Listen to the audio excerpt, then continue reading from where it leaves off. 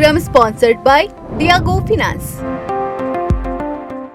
ನಮಸ್ಕಾರ ವೀಕ್ಷಕರೇ, ನೀವು ನೋಡ್ತಾ ಇದ್ದೀರಾ ವಿಶ್ವವಾಣಿ ಮನಿ. ನಾನು ಕೇಶವ್ ಪ್ರಸಾದ್.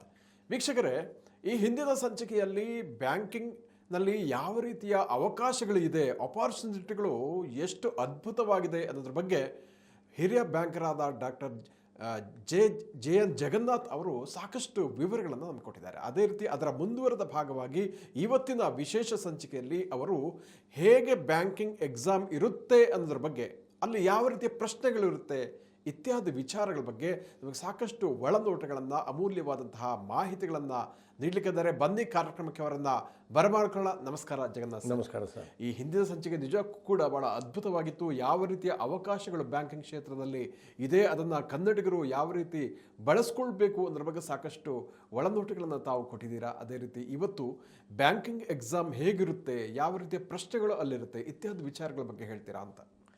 ಸರ್ ನೋಡಿ, ನಾ ಬ್ಯಾಂಕ್ನಲ್ಲಿದ್ದೆ 25 ವರ್ಷ. ಬ್ಯಾಂಕ್ ನನಗೆ ತುಂಬ ಚೆನ್ನಾಗಿ ನೋಡ್ಕೊಂಡಿದೆ. ಸ್ಟೇಟ್ ಬ್ಯಾಂಕ್ ಆಫ್ ಮೈಸೂರು ಅಂದರೆ ನಾನು ಫಸ್ಟು ನಮಸ್ಕಾರ ಮಾಡ್ತೀನಿ. ಯಾಕಂದರೆ ಅದೇ ಊಟ ಕೊಟ್ಟಿರೋದು, ತಿಂಡಿ ಕೊಟ್ಟಿರೋದು ಸರ್, ನಮಗೆ ನೆಲೆ ಕೊಟ್ಟಿರೋದು. ಅಂಥದ್ರಲ್ಲಿ ಬ್ಯಾಂಕಿಗೆ ಜನ ಸೇರ್ಕೊಬೋದು ಸರ್. ಅಲ್ಲಿದ್ದು ನಾನು IT ಗೆ ಹೋದೆ. ಆ ಥರ ಯೋಚನೆ ಮಾಡಿದಾಗ ಬ್ಯಾಂಕ್ ಪರೀಕ್ಷೆ ಕಷ್ಟನಾ? ಖಂಡಿತ ಇಲ್ಲ. ಆದರೆ ಪರೀಕ್ಷೆಗೆ ಚೆನ್ನಾಗಿ ಪ್ರಿಪೇರ್ ಆಗಬೇಕು ಸರ್. ಇವಾಗ 100 ಜನ ನಿಂತ್ಕೊಳ್ತೀವಿ. 100 ಜನದಲ್ಲಿ ನಾನು ಮೊದಲನೇವನು ಬರಬೇಕಾದ್ರೆ ಎಲ್ರಿಗಿಂತ ಜಾಸ್ತಿ ನಾನು ಓದಬೇಕು, ಪ್ರಾಕ್ಟೀಸ್ ಮಾಡಬೇಕು, ಅಷ್ಟೇ, ಇನ್ನೇನೂ ಇಲ್ಲ. ಕಷ್ಟ ಖಂಡಿತ ಇಲ್ಲ. ಅದರ ಪ್ರಾಕ್ಟೀಸ್ ಯಾರು ಜಾಸ್ತಿ ಮಾಡ್ತಾರೆ ಅವರು ಸ್ವಲ್ಪ ಫಾಸ್ಟಾಗಿ ಮಾಡ್ತಾರೆ. ಯಾರು ಫಾಸ್ಟಾಗಿ ಮಾಡ್ತಾರೆ, ಯಾರು ಸರಿಯಾಗಿ ಮಾಡ್ತಾರೆ ಅಂಥವ್ರು ಸೆಲೆಕ್ಟ್ ಆಗ್ತಾರೆ. ಯಾವ ಇನ್ಫ್ಲೂಯೆನ್ಸು ಬೇಡ. ಆ ರೀತಿ ಇರೋವಾಗ ಈ ಪರೀಕ್ಷೆಗಳಿಗೆ ಯಾವ ರೀತಿ ಇರುತ್ತೆ ಅಂತ ನಾವು ಕಾಲೇಜುಗಳಿಗೆ ಹೋಗಿ ಪಾಠ ಮಾಡಿದ್ದೀವಿ. ನಮ್ಮಲ್ಲಿ ರೀಸನಿಂಗ್ ಅಂತ ಇರುತ್ತೆ ಸರ್. ರೀಸನಿಂಗ್ ಅಂದ್ರೇನು? ನಾವು ಯೋಚನೆ ಮಾಡ್ತೀವಿ. ಇವಾಗ 1 + 1 2 ಆದರೆ 2 + 2 ಎಷ್ಟು ಅಂತ ಕೊಡ್ತಾರೆ ಅಂತ ಇಟ್ಕೊಳ್ಳಿ. 4. ಅದೇ 1 2 3 ಮುಂದಿಂದ ಯಾವುದು? 4. ಈ ರೀತಿ ಕಷ್ಟ ಏರಿಸ್ತಾ ಹೋಗ್ಬೋದು. ಆ ರೀತಿ ಅವರು ಪ್ರಶ್ನೆಗಳನ್ನು ಕೇಳ್ತಾರೆ. ಅದು ಒಂದು ರೀಸನಿಂಗ್.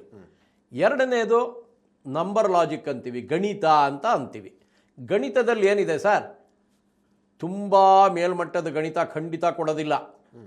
10 ಜನ ಒಂದು ಕೆಲಸನ 10 ದಿನದಲ್ಲಿ ಮಾಡಿದರೆ 20 ಜನ ಅದೇ ಕೆಲಸನ ಎಷ್ಟು ದಿನದಲ್ಲಿ ಮಾಡ್ತಾರೆ? ಆವ್ರೇಜ್ 5 ದಿನದಲ್ಲಿ ಮಾಡ್ತಾರೆ. ಈ ರೀತಿ ತಕ್ಷಣ ಉತ್ತರ ಕೊಡಬೇಕು, ಅದನ್ನು ಚೆನ್ನಾಗಿ ಪ್ರಾಕ್ಟೀಸ್ ಮಾಡಿರಬೇಕು, ಸರಿಯಾದ ಉತ್ತರ ಕೊಡಬೇಕು, ಅಷ್ಟೇ ಸರ್. ಇನ್ನೇನೂ ಕಷ್ಟ ಇರಲ್ಲ. ನಾನು ಒಂದೆರಡು ನಿಮಗೆ ಸ್ಯಾಂಪಲ್ ತೋರಿಸ್ತೀನಿ. ಇದಕ್ಕೆ ತುಂಬ ಪುಸ್ತಕಗಳಿದೆ. ನಾನು ಇದನ್ನು ಪಾಠ ಮಾಡೋಕ್ಕೆ 12 ಕಾಲೇಜ್ಗೆ ಹೋಗಿದ್ನಲ್ಲ, ಅದರ ಪ್ರಿಪ್ರೇಷನ್ಗೆ 7 ಪುಸ್ತಕ ಕೊಂಡ್ಕೊಂಬಂದೆ. ಸಪ್ನಾ ಬುಕ್ ಹೌಸ್ಗೆ ಹೋಗಿ 7 ಪುಸ್ತಕಗಳನ್ನು ನಾನು ಇಟ್ಕೊಂಡು ಕಲಿತು ಯಾವುದು ಸುಲಭವಾದ ರೀತಿ ಉತ್ತರ ಕೊಡೋಕ್ಕೆ, ಯಾವುದು ಫಾಸ್ಟಾಗಿ ಮಾಡ್ಬೋದು ಕಲ್ತ್ಕೊಂಡೆ ಸರ್ ಇವಾಗ. ಯಾಕಂತೇಳಿದರೆ ನಮ್ಮ ಕಾಲದಲ್ಲಿ ನಾವು ಮಾಡ್ತಾ ಇದ್ದು ಸುಮಾರು ವರ್ಷ ಆಗೋಯ್ತಲ್ಲ ಸರ್. ನಾನು 1981ರಲ್ಲಿ ಸೇರಿದ್ದು ಬ್ಯಾಂಕು. ಅದ್ರ ಮೊದಲು ಪರೀಕ್ಷೆ ಬರೆದಿದ್ದು, ಅದನ್ನು ಬಿಟ್ಬಿಡೋಣ. ಈವಾಗ ಲೇಟೆಸ್ಟ್ ಯಾವ ಥರ ಇದೆ ನಾವು ಕಲ್ತ್ಕೊಂಡು ಏನೂ ಕಷ್ಟ ಇಲ್ಲ ಸರ್, ಖಂಡಿತ ಮಾಡ್ಬೋದು. ನೋಡಿ, ಇವಾಗ ಟೆಸ್ಟ್ ಆಫ್ ರೀಸನಿಂಗ್ ಅಂತಿದೆ. ಕೆಲವು ನಾನು ಇಲ್ಲಿ ತಂದಿದ್ದೀನಿ. 1 3 7 13 21 31. ನೋಡಿ ಸರ್, 1ಕ್ಕೂ 3ಕ್ಕೂ 2 ವ್ಯತ್ಯಾಸ, 3ಕ್ಕೂ 7ಕ್ಕೂ 4 ವ್ಯತ್ಯಾಸ, 7ಕ್ಕೂ 13ಕ್ಕೂ 5 ವ್ಯತ್ಯಾಸ. ಅಂದರೆ 21ಕ್ಕೂ 31ಕ್ಕೂ 10 ವ್ಯತ್ಯಾಸ. ನೆಕ್ಸ್ಟ್ ಏನಾಗಬೇಕು? 12 ಆಗಬೇಕು. 31 + 12 43. ಅಷ್ಟೇ ಸರ್ ಆನ್ಸರು. ಇದಕ್ಕೆ 4 ಆನ್ಸರ್ ಕೊಟ್ಟಿರ್ತಾರೆ. 4 ಆನ್ಸರ್ನಲ್ಲಿ 43 ಒಂದು ಉತ್ತರ ಇರುತ್ತೆ. ಅದನ್ನು ಸೆಲೆಕ್ಟ್ ಮಾಡಬೇಕು, ಅಷ್ಟೇ. ಕಷ್ಟ ಖಂಡಿತ ಇಲ್ಲ. ಆಮೇಲೆ ಮುಂದಿನ ಪ್ರಶ್ನೆ ನೋಡೋಣ. ಇದರಲ್ಲಿ ಒಂದಿದೆ 65 86 114 141 9 191. ಮುಂದಿಂದೇನು? ಇಲ್ಲಿ ನೋಡಿ ಸರ್, ಫಸ್ಟ್ ಒನ್ ಡಿಫರೆನ್ಸ್ 28 ಇದೆ, ಎರಡನೇದಕ್ಕೆ 35 ಇದೆ, ಮೂರನೇದಕ್ಕೆ 42 ಇದೆ.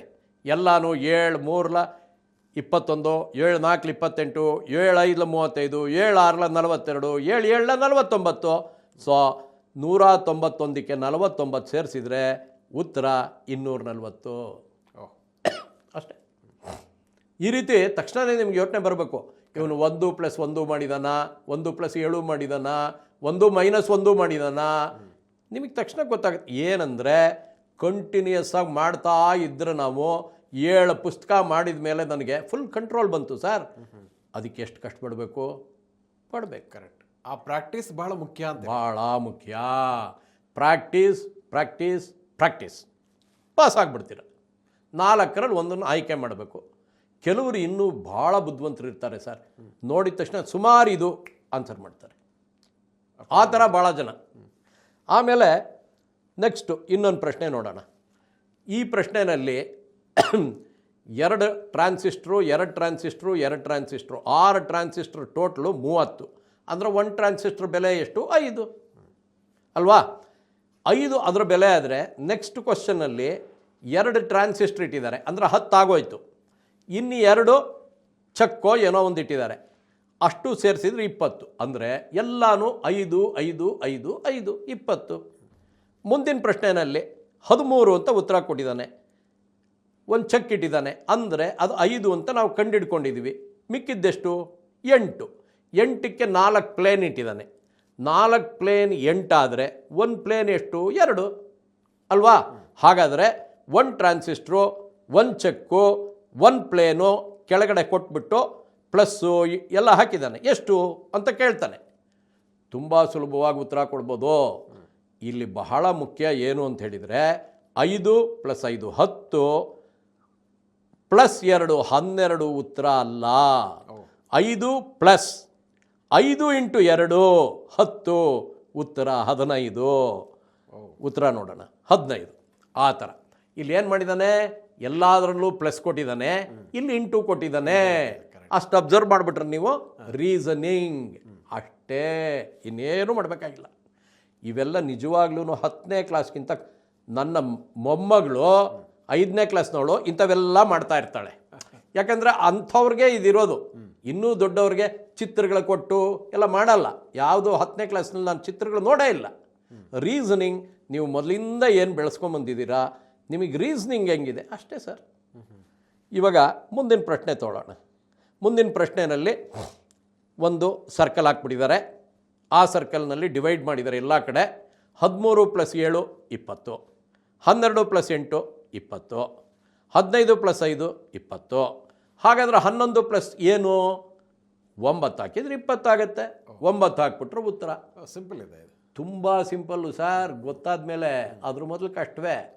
ಇಲ್ಲಿ 13 + 7 ಮಾಡಬೇಕು, 13 × 7 ಮಾಡಬಾರ್ದು, 13 / 7 ಮಾಡಬಾರ್ದು.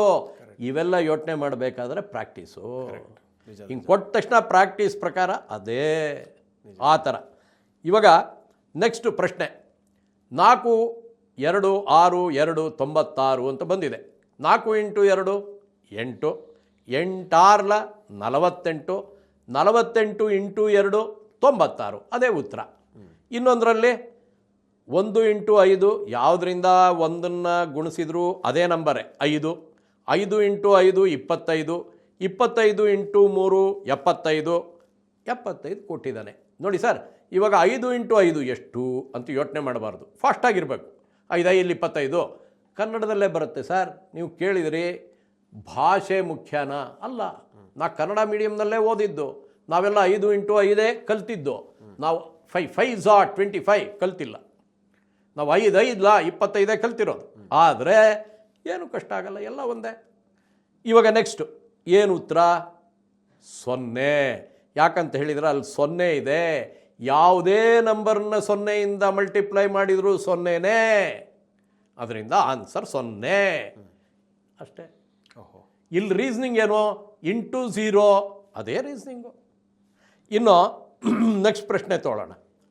ಇವಾಗ ಕೋಡ್ BIGS SING BIGS 4599 ಇದ್ದರೆ SING 9432 ಇದ್ದರೆ ಇವಾಗ ಎನ್ ಎಷ್ಟು?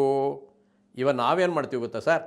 ಬಿ ಇಲ್ಲಿಲ್ಲ, ಐ ಇಲ್ಲಿದೆ, ಎನ್ ಅಲ್ಲಿಲ್ಲ, ಜಿ ಎರಡೂ ಕಡೆ ಇದೆ.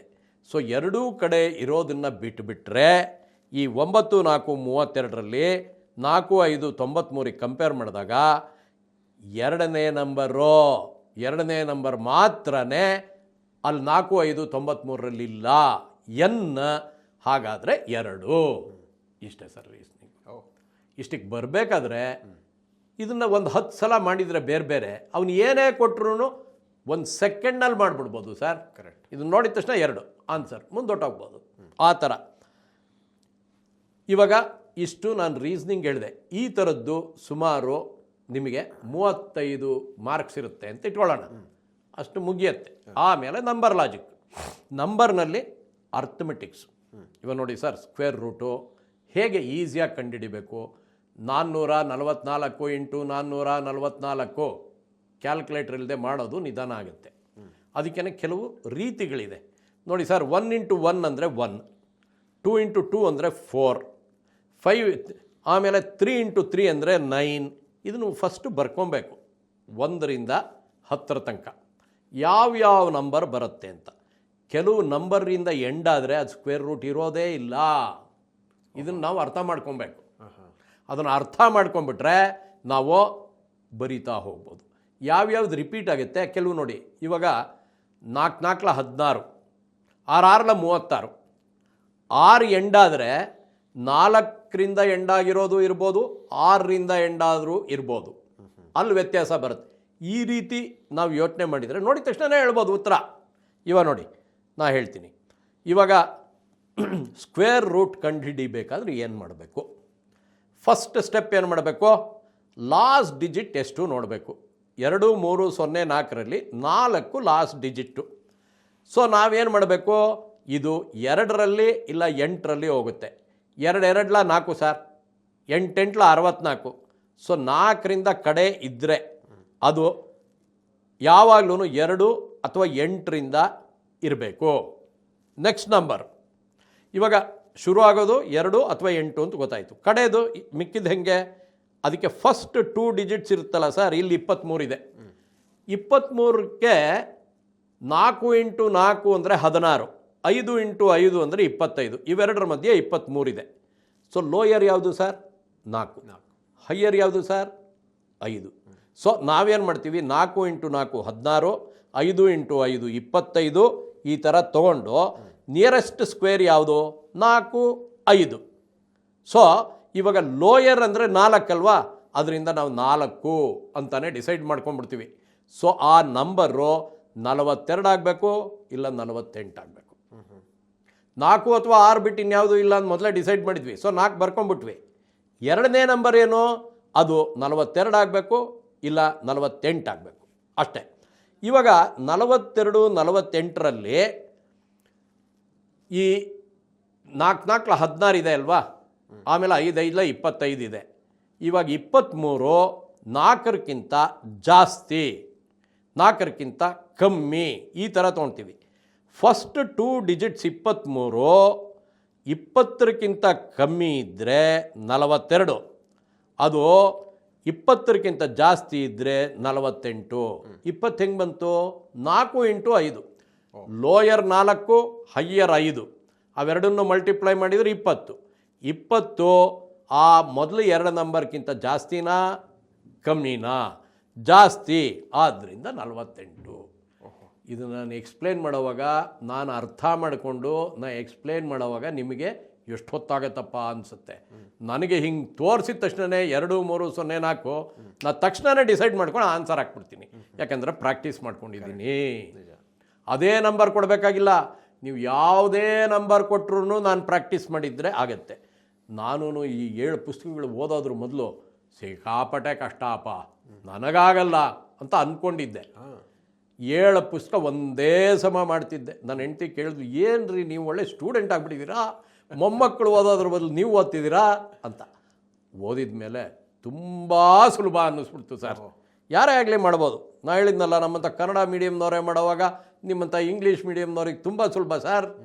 ಇನ್ನು ಸ್ಕ್ವೇರ್ ರೂಟ್ ಆಫ್ 3969 ಇದು ಅಷ್ಟೇ. 9ರಿಂದ ಎಂಡ್ ಆಗೋದು 3 ಮತ್ತು 7, 3 3 9, 7 7 49. ಸೊ 3 ಅಥವಾ 7 ಅವೆರಡೇ ಇರಬೇಕು. ಆಮೇಲೆ ಈ ಫಸ್ಟ್ 2 ಡಿಜಿಟ್ಸ್ 39 ಇದೆಯಲ್ಲ, ಅದಕ್ಕೆ ಕಮ್ಮಿ ಅಂದರೆ 6 6 36, ಜಾಸ್ತಿ ಅಂದರೆ 7 7 49. ಹತ್ತಿರ ಯಾವುದು? 6 ಇದೆ. ಸೊ ನಾವೇನು ಮಾಡ್ತೀವಿ, ತಕ್ಷಣವೇ ಆನ್ಸರು 6. ಇಲ್ಲಿ ನೆಕ್ಸ್ಟ್ ಸ್ಟೆಪ್ಪು ಏನು ಅಂದರೆ 6 7 42, ಈ ಫಸ್ಟ್ 2 ಡಿಜಿಟ್ಸು 42ಕ್ಕಿಂತ ಕಮ್ಮಿ ಇದೆಯಾ ಜಾಸ್ತಿ ಇದೆಯಾ? 42ಕ್ಕಿಂತ ಕಮ್ಮಿ 39, ಅದರಿಂದ ನಾವೇನು ಮಾಡ್ತೀವಿ 63. ತುಂಬ ಸುಲಭ. ನಾನು ಎಕ್ಸ್ಪ್ಲೇನ್ ಮಾಡುವಾಗ ನೀವು ಪ್ರಾಕ್ಟೀಸ್ ಮಾಡಿಲ್ದೋದ್ರೆ ಕಷ್ಟ ಅನಿಸುತ್ತೆ, ನೀವು ಪ್ರಾಕ್ಟೀಸ್ ಮಾಡಿ ತುಂಬ ಸುಲಭ ಅನಿಸುತ್ತೆ. ಆದರೆ ಎಲ್ಲದನ್ನು ನಾವು ಮಲ್ಟಿಪ್ಲೈ ಮಾಡಿ ಇದಿರ್ಬೋದಾ ಅವೆಲ್ಲ ಮಾಡೋದ್ರ ಬದಲು ಈ ಫಾರ್ಮುಲಾ ಪ್ರಕಾರ ಹೋದರೆ ಸೆಕೆಂಡ್ನಲ್ಲಿ ನೀವು ಆನ್ಸರ್ 10 ಸೆಕೆಂಡ್ನಲ್ಲಿ ಆನ್ಸರ್ ಮಾಡ್ಬೋದು. ಆಮೇಲೆ ಇನ್ನೊಂದು ವಿಚಾರ, ಇವಾಗ ಇಬ್ಬರು ಹೆಸರು ಕೊಟ್ಬಿಟ್ಟಿದ್ದಾರೆ ಸರ್, ಶರ್ಮಾ ಭಾರತಿ. ಅವರಿಬ್ಬರದೂ ವಯಸ್ಸು 3:4. ನಾನು 30 ವರ್ಷ ಇದ್ದರೆ ನೀವು 40 ವರ್ಷ ಅಂತ ಇಟ್ಕೊಳ್ಳೋದು. ಸೊ 30 40 ಆದರೆ 3 4 ಸರಿ ಹೋಗುತ್ತೆ. ಇಲ್ಲೇನು ಮಾಡ್ತಾರೆ, 5 ವರ್ಷದ ಹಿಂದೆ ಆ ರೇಷಿಯೋ ಏನಿತ್ತು ಅಂದರೆ 2:3 ಇತ್ತು. ಇದೆ ಇವಾಗ ನಿಮ್ಮ ಏಜನ್ನು 5 ಕಳೆದ್ರೆ, ನನ್ನ ಏಜನ್ನು 5 ಕಳೆದ್ರೆ ಇಬ್ಬರದೂ ರೇಷಿಯೋ 2:3 ಆಗುತ್ತೆ. ಹಾಗಾದರೆ ಶರ್ಮನ ವಯಸ್ಸೆಷ್ಟು? ಇದರಲ್ಲಿ ಏನು ಅಂದರೆ 3:4 ಅಂತ ಇದೆ ಸರ್ ಶರ್ಮಾ. ಸೊ ಶರ್ಮಾ 3 ಅಲ್ಲ, ಆನ್ಸರ್ನಲ್ಲಿ 3ರಿಂದ ಡಿವೈಡ್ ಆಗೋದು ಯಾವುದು? 12 ಮತ್ತು 15 ಎರಡಕ್ಕೇ ಡಿವೈಡ್ ಮಾಡೋಕ್ಕಾಗೋದು. 20 22 10 3ರಿಂದ ಡಿವೈಡ್ ಆಗಲ್ಲ. ಅದರಿಂದ 12 ಇರಬೇಕು, ಇಲ್ಲ 15 ಇರಬೇಕು ಅಷ್ಟೇ. ಆಮೇಲೆ ಎರಡನೇದು 5 ವರ್ಷ ಕಳೆದ್ರೆ 12ರಲ್ಲಿ 5 ವರ್ಷ ಕಳೆದ್ರೆ 7, 15ರಲ್ಲಿ 5 ವರ್ಷ ಕಳೆದ್ರೆ 10. 2:3 ಅಂದರೆ ಶರ್ಮಂದು 2. 7ನ್ನ 2ರಿಂದ ಡಿವೈಡ್ ಮಾಡೋಕ್ಕಾಗಲ್ಲ, 10ನ್ನ 2ರಿಂದ ಡಿವೈಡ್ ಮಾಡ್ಬೋದು, ಅದರಿಂದ 10. ಅದರಿಂದ ಆನ್ಸರು 15. 5 ವರ್ಷದಿಂದ ಅದು 10. ನನ್ನ ವಯಸ್ಸು 10 ಇದ್ದರೆ ನಿಮ್ಮ ವಯಸ್ಸು 15, 2:3. ಅದೇ ಇವಾಗ ನಂದು 15, ನಿಮ್ದು 20, 3:4 ಅಷ್ಟೇ. ಆದರೆ ಹೀಗೆ ನಾನು ನಿಮಗೆ ಪ್ರಶ್ನೆ ತೋರಿಸ್ದೆ, ಎದುರುಗಡೆ ಕೂತ್ಕೊಂಡು ಕೇಳಿದಾಗ ಕಷ್ಟ ಅನಿಸುತ್ತೆ. ನೀವು ಪ್ರಶ್ನೆ ನೋಡಿ ಪ್ರಾಕ್ಟೀಸ್ ಮಾಡಿದರೆ ತುಂಬ ಸುಲಭ. ಜಗನ್ನಾಥ್, ಅದಕ್ಕೆ ಇಷ್ಟು ಸುಲಭವಾಗಿ ಹೇಳ್ತಿದ್ದೀರಾ ಅಂತ ನೀವು ಹೇಳ್ತೀರಾ. ಆದರೆ ಪ್ರಾಕ್ಟೀಸ್ ಅದಿಲ್ಲದೆ ಆಗಲ್ಲ. ನೋಡಿ ಆನ್ಸರ್ ಹೆಂಗೆ ಬಂತು ಅಂತ ಇಲ್ಲಿ ಬರೆದಿದ್ದೀನಿ. ಆಮೇಲೆ ನೆಕ್ಸ್ಟ್ ಪ್ರಶ್ನೆ, ಆ್ಯಾವ್ರೇಜು 42 38 ಸರ್, ಇನ್ನೊಂದು 56 44. ಇದರ ಆ್ಯಾವ್ರೇಜ್ ಎಷ್ಟು? ಈಗ 42 + 38 + 56 + 44 ಡಿವೈಡೆಡ್ ಬೈ 4 ಮಾಡಬೇಕು. ನಾನು ಹಂಗೆ ಮಾಡಲ್ಲ ಸರ್. 42 38 ಸೇರಿಸಿದರೆ 80, 56 44 ಸೇರಿಸಿದರೆ 100, 180 ಡಿವೈಡೆಡ್ ಬೈ 4 45. ಕೆಲವರು ಮಾಡ್ತಾರೆ, ಇನ್ನು ಕೆಲವರು ಇನ್ನೂ ಫಾಸ್ಟಾಗಿ ಮಾಡ್ತಾರೆ. ಏನಂದರೆ 42 38, 40ಕ್ಕೆ 2 ಕಮ್ಮಿ 2 ಜಾಸ್ತಿ, ಇಲ್ಲಿ 60, ಇಲ್ಲಿ 50ಕ್ಕೆ 6 ಜಾಸ್ತಿ 6 ಕಮ್ಮಿ. ಸೊ 40 + 50 90 ಆಯಿತು, ಡಿವೈಡೆಡ್ ಬೈ 2 45. ಒಂದು 2 ಸ್ಟೆಪ್ಪು. ಮೊದಲನೇದು 4 ಸ್ಟೆಪ್ಪು, ಇದು 2 ಸ್ಟೆಪ್ಪು. ಪ್ರಾಕ್ಟೀಸ್ ಮಾಡ್ತಾ ಹೋದರೆ ಈ ಥರದ್ದೇ ಪ್ರಶ್ನೆಗಳು ಬರುತ್ತೆ, ತುಂಬ ಸುಲಭವಾಗಿ ಮಾಡ್ಬೋದು. ಆಮೇಲೆ ನೆಕ್ಸ್ಟು ಡಿಸ್ಟೆನ್ಸು. ಈಗ ನೋಡಿ ಸರ್, ಒಂದು ಬಸ್ಸು 150 ಕಿಲೋಮೀಟ್ರು 3 ಗಂಟೆಗೆ ಹೋಗುತ್ತೆ. ಎರಡನೇ ಬಸ್ಸು 2 ಗಂಟೆ 60 ಕಿಲೋಮೀಟ್ರ್ ಸ್ಪೀಡ್ನಲ್ಲಿ ಹೋಗುತ್ತೆ. ಇಲ್ಲಿ ಕ್ಯಾಚ್ ಏನು ಅಂದರೆ, ಮೊದಲನೇದಕ್ಕೆ ಅವನು 3 ಗಂಟೆಗೆ 150 ಅಂದ, ಎರಡನೇದು 2 ಗಂಟೆ ಕಾಲ 60 ಹೋಗುತ್ತೆ ಅಂದ. ಅದರಿಂದ ಎರಡನೇದನ್ನು ಮಲ್ಟಿಪ್ಲೈ ಮಾಡಿದರೆ 120 ಆಗುತ್ತೆ. ಮೊದಲನೇದು 150, ಎರಡನೇದು 120, ಟೋಟಲ್ 270 ಡಿವೈಡೆಡ್ ಬೈ 5 ಗಂಟೆ. 5 ಗಂಟೆಯಿಂದ ಡಿವೈಡ್ ಮಾಡಿದರೆ ಆನ್ಸರ್ 54. ತುಂಬ ಸುಲಭ ಇರುತ್ತೆ ಸರ್. ಇವೆಲ್ಲ 10ನೇ ಕ್ಲಾಸ್ಗಿಂತ ಕಮ್ಮಿ ಸರ್. 5ನೇ ಕ್ಲಾಸು 6ನೇ ಕ್ಲಾಸ್ನಲ್ಲಿ ನಾವು ಓದಿದ್ದೀವಿ. ಇಂಥವೇ ನೀವು ಬ್ಯಾಂಕ್ ಆಫೀಸರ್ ಆಗೋಕ್ಕೆ ಲಾಯಕ್ಕೋ ಇಲ್ವೋ ಅಂತ ಟೆಸ್ಟ್ ಮಾಡೋ ಅಂಥ ಪ್ರಶ್ನೆ ಸರ್. ನಂಬೋದೇ ಇಲ್ಲ ನೀವು. ನಿಜ ನಿಜ. ನಾನು ಪ್ರಶ್ನೆ ಪತ್ರಿಕೆಗಳಿಂದ ತೊಗೊಂಡಿರೋ ಪ್ರಶ್ನೆಗಳಿದು. ಆ ಪ್ರಶ್ನೆ ಪತ್ರಿಕೆಗಳಲ್ಲಿ ಏನೇನು ಬಂದಿದೆ ಅಂತ ಪುಸ್ತಕಗಳಲ್ಲಾಗಲೇ ನಿಮಗೆ ಬಂದ್ಬಿಡುತ್ತೆ, ಕೊಂಡ್ಕೊಬೋದು. ಹಾಂ, ಕಳೆದ 12 ವರ್ಷದ್ದು ತೊಗೊಂಡಿದ್ದೀನಿ ನಾನು. ಸೊ ಈ ಪ್ರಶ್ನೆಗಳಿಗೆ ಉತ್ತರ ಕೊಟ್ಟವರು ಆಫೀಸರ್ ಆಗಿದ್ದಾರೆ ಇವಾಗ. ಆಫೀಸರ್ ಆಗಿದೆ, ಇದೇ ಪ್ರಶ್ನೆ, ಕ್ವಶನ್ ಪೇಪರೇ ಇದು. ಆಮೇಲೆ ಸಿಂಪಲ್ ಇಂಟ್ರೆಸ್ಟು ನೋಡಿ ಸರ್, 9,500 ರೂಪಾಯಿ 10 ವರ್ಷಕ್ಕೆ 100%, 130% ಬೆಳೆಯುತ್ತೆ. ಅಂದರೆ ಸಿಂಪಲ್ ಇಂಟ್ರೆಸ್ಟ್ ಎಷ್ಟು? ತುಂಬ ಸುಲಭ. 130% ಸಿಂಪಲ್ ಇಂಟ್ರೆಸ್ಟ್ ಅಂದರೆ ಜಾಸ್ತಿ ಆಗೋದೇ ಇಲ್ಲ, ಅಷ್ಟೇ. 10 ವರ್ಷಕ್ಕೆ 130% ಆದರೆ 1 ವರ್ಷಕ್ಕೆ 13%. ಅದು 9,500 ಆಗಿರಲಿ, 25,000 ಆಗಿರಲಿ, 13%, ಅಷ್ಟೇ ಆನ್ಸರು. ಯಾವುದೇ ಚಕ್ರಬಡ್ಡಿ ಏನೂ ಇರಲ್ಲ, ಏನೂ ಇಲ್ಲ. ಇಂಥ ಪ್ರಶ್ನೆಗಳು ಇರುತ್ತೆ ಸರ್, ನಿಮ್ಮ ಚೆಕ್ ಮಾಡೋಕ್ಕೆ ತೊಗೊಳ್ತಾರೆ. ಆಮೇಲೆ ಇವಾಗ 30 ಪ್ರಶ್ನೆಯಲ್ಲಿ 30 ಕಷ್ಟದ್ದೇ ಕೊಡಲ್ಲ, ತುಂಬ ಸುಲಭದ ಇಂಥದ್ದೆಲ್ಲ ಇರುತ್ತೆ. ಇದೆಲ್ಲ ನೀವು ಫಾಸ್ಟಾಗಿ ಆದರೆ ಪ್ರಾಕ್ಟೀಸ್ ಮಾಡಿದರೆ ಮಾತ್ರ ಸುಲಭ. ಕರೆಕ್ಟ್. ಫಾಸ್ಟಾಗಿ ಮಾಡ್ಕೊಂಡು ಹೊರಟೋಗ್ತೀರಾ. ಕಷ್ಟದಲ್ಲಿ ಸಿಕ್ಕಾಕೊಳ್ಳುತ್ತೆ, ಬಿಟ್ಬಿಡಿ, ಕಡೆಯಲ್ಲಿ ಮಾಡಿ. ಆ ಥರ ಟೈಮ್ ಮ್ಯಾನೇಜ್ಮೆಂಟ್ ಮಾಡಿದ್ರೆ ತುಂಬ ಈಸಿಯಾಗಿ ಫೇಸ್ ಮಾಡ್ಬೋದು. ಕರೆಕ್ಟ್. ನಾನು ಭಾಳ ಕಷ್ಟದ ಪ್ರಶ್ನೆ 2 ಬಿಟ್ಬಿಟ್ಟು 28 ಕರೆಕ್ಟಾಗಿ ಮಾಡಿಬಿಟ್ಟೆ ಅಂತ ಇಟ್ಕೊಳ್ಳಿ ಸರ್, ಸೂಪರ್ಬ್. ಆ 2ನ್ನ ಕಡೆಯಲ್ಲಿ ಪ್ರಯತ್ನ ಪಡಿ, ಅದೂ ಆಗತ್ತೆ ಅಂತ ಇಟ್ಕೊಳ್ಳಿ, ನೀವು ಫಸ್ಟ್ ರ್ಯಾಂಕ್. ಕರೆಕ್ಟ್. ಈ ಥರ ಅದಕ್ಕೇ ತುಂಬ ಪ್ರಾಕ್ಟೀಸ್ ಮಾಡಿ ಸಾಕಷ್ಟು ಕೆಲಸ ಯಾರು ಮಾಡಿರ್ತಾರೆ ಅವ್ರು ಖಂಡಿತವಾಗ್ಲೂ ಈ ಪ್ರಶ್ನೆನ ಪಾಸ್ ಮಾಡ್ತಾರೆ. ಇವಾಗ ನೋಡಿ, 3 ವರ್ಷಕ್ಕೆ ಸಿಂಪಲ್ ಇಂಟ್ರೆಸ್ಟ್ 15% ಹಂಗೆ ಯಾವುದೇ ಒಂದು ತೊಗೊಂಡ್ರು ಎಷ್ಟಾಗುತ್ತೆ ಸರ್? ಇವಾಗ ನೀವು ಸಿಂಪಲ್ ಇಂಟ್ರೆಸ್ಟು 15 ಲಕ್ಷಕ್ಕೆ 15% ಅಂತ ಹೇಳಿದರೆ 15 × 15 225, 2.25 ಲ್ಯಾಕ್ಸ್ ಬಡ್ಡಿ 3 ವರ್ಷಕ್ಕೆ.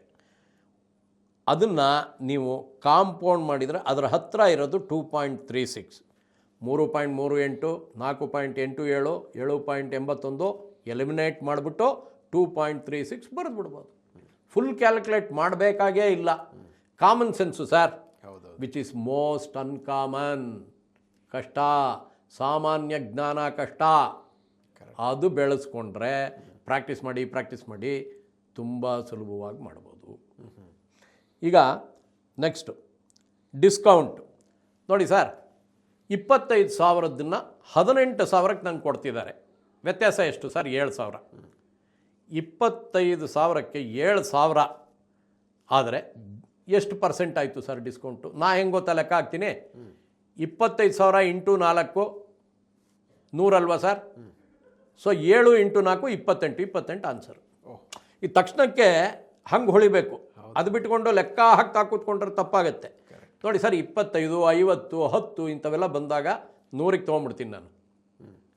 50ಕ್ಕೆ 5,000 ಆದರೆ 100ಕ್ಕೆ ಎಷ್ಟು? 2.5. 10ಕ್ಕೆ 1 ಆದರೆ 100ಕ್ಕೆ ಎಷ್ಟು? 10. 10ಕ್ಕೆ 2 ಆದರೆ 50ಕ್ಕೆ ಎಷ್ಟು? 10. ಈ ಥರ ನಾವು ಮನಸ್ಸಿನಲ್ಲೇ ಮಾಡ್ಕೊಂಡ್ಬಿಟ್ಟು ಆನ್ಸರ್ ಮಾಡಿಬಿಡ್ಬೋದು. ಟೈಮೇ ಬೇಕಾಗಲ್ಲ. ಪ್ರಶ್ನೆ ನೋಡ್ದ ಆನ್ಸರ್ ಕೊಟ್ಟ. ಅದನ್ನು ಮಾಡಬೇಕಾದ್ರೆ 7 ಪುಸ್ತಕ ಒಂದೇ ಸಮ 12 ಕ್ವಶನ್ ಪೇಪರು ಮಾಡಿದ್ದೀನಿ. ಅಲ್ಲ, ನೀವು ಹೇಳಿದ್ರೆ ಯಾವ ರೀತಿ ನೀವು ಪ್ರಾಕ್ಟೀಸ್ ಮಾಡಿದ್ದೀರಿ ಅಂತ. ಹೌದು. ಸೊ ಆ ಒಂದು ತಪಸ್ಸಿನ ಹಾಗೆ ಒಮ್ಮೆ ಅದನ್ನು ಕಲ್ತ್ಕೊಂಡು ಇದು ಮಾಡಿದ್ರೆ ಮತ್ತೆ ಬಹಳ ಈಸಿಯಾಗಿ ಅದನ್ನು ಮಾಡ್ಬೋದು. ಕರೆಕ್ಟ್. ಇದಕ್ಕೆ ನಾನು ಏನು ಹೇಳ್ತೀನಿ ಅಂದರೆ, ನಾನು ಬುದ್ಧಿವಂತ ಅಲ್ಲ, ಹಾರ್ಡ್ ವರ್ಕ್ ಮಾಡ್ತೀನಿ. ಹಾರ್ಡ್ ವರ್ಕ್ ಮಾಡಿದವರು ಸಕ್ಸಸ್ಫುಲ್ ಆಗ್ತಾರೆ, ಅಷ್ಟೇ. ಅದರಲ್ಲಿ ಏನು ಮುಚ್ಚುಮರೆನೇ ಇಲ್ಲ. ಅತಿ ಬುದ್ಧಿವಂತರು ಬೇಕಾಗಿಲ್ಲ. 10ನೇ ಕ್ಲಾಸ್ ಮೇಲೆ ಇಲ್ಲ. ನೋಡಿ, 14:30, 7 ಎಷ್ಟು? 7 2 14 ಅಲ್ವಾ ಸರ್? 15 2 30, 15 ಆನ್ಸರ್. ಸಿಂಪಲ್. ಬಟ್ ಅದು ತಲೆಗೆ ಬರಬೇಕಾದ್ರೆ ಪ್ರಾಕ್ಟೀಸ್ ಮಾಡಬೇಕಷ್ಟೇ. ಹೌದು, ಪ್ರಾಕ್ಟೀಸ್ ಮಾಡಿ ಸರ್, ಪಾಸ್ ಆಗ್ತೀರಾ, ಅಷ್ಟೇ ನಾ ಹೇಳೋದು. ಇವಾಗ ನೋಡಿ, ಇಂಗ್ಲೀಷ್ನಲ್ಲಿ ಏನೇನು ಕೊಟ್ಟಿರ್ತಾರೆ. ಇವಾಗ ಆಪೋಸಿಟ್ ಆಫ್ ಕಾಟ್ ಏನು? ಇಲ್ಲಿ 4 ಆನ್ಸರಲ್ಲಿದೆ. ಅದರಲ್ಲಿ ಲಿಬರಲೈಸ್ಡು ಮೋಸ್ಟ್ ಸೂಟಬಲ್ ಅಂತ ಅನಿಸುತ್ತೆ, ನಾನು ಹಾಕ್ತೀನಿ. ಕರೆಕ್ಟ್ ಆನ್ಸರಾ? ಕರೆಕ್ಟಾಗಿ ಇಂಗ್ಲೀಷ್ ಬರುತ್ತಾ ನನಗೆ? ಯೋಚನೆ ಮಾಡಬೇಕಾಗಿಲ್ಲ ಸರ್.